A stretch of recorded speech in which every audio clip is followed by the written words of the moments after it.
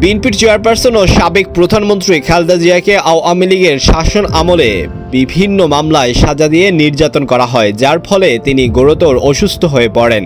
Lady Hitler, এখন ইনি হলেন লেডি হিটলার।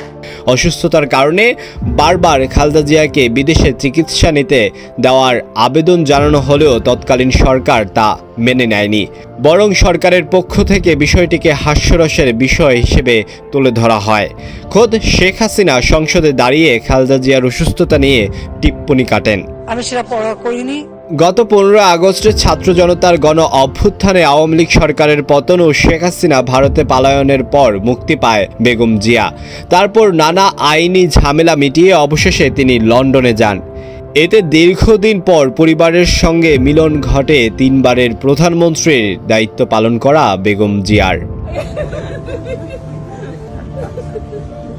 লন্ডনে যাওয়ার পর বিএনপির নেতাকর্মীদের অধীর আগ্রহ কবে ফিরবেন খালেদা জিয়া, কবে দেশে ফিরবেন তারেক রহমান। তবে জানা গেছে আসন্ন ঈদ উল ফিতরের পর তাদের দেশে আসার বিষয়ে সিদ্ধান্ত নেওয়া হবে।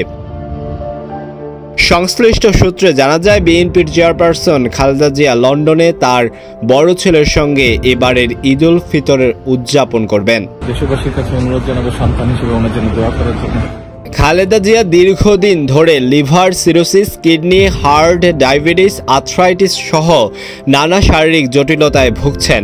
উন্নত চিকিৎসার জন্য গত 8 জানুয়ারি লন্ডন ক্লিনিকে ভর্তি হন। দীর্ঘ 17 বছর চিকিৎসা শেষে হাসপাতাল থেকে ছুটি পেয়ে বর্তমানে লন্ডনে তারেক রহমানের বাসায় অবস্থান করছেন।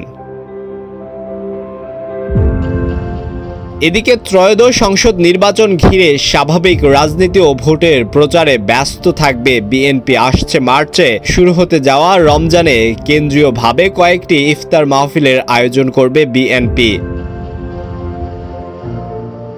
এর মধ্যে 4টি ইফতার মাহফিলের সূচি চূড়ান্ত হয়েছে। এর পাশাপাশি কেন্দ্র সহ তৃণমূলেও ইফতার পার্টি বাড়ানোর নীতিগত সিদ্ধান্ত নেওয়া হয়েছে।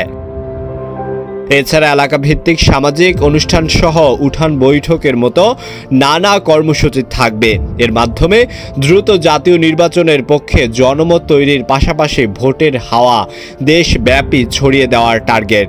তবে কোনো অপশক্তি যাতে ষড়যন্ত্র কিংবা অপতৎপরতা সৃষ্টি করতে না পারে সেদিকে সতর্ক দৃষ্টি রাখার নির্দেশনা রয়েছে। আল ওয়ান খান, ঢাকা প্রকাশ।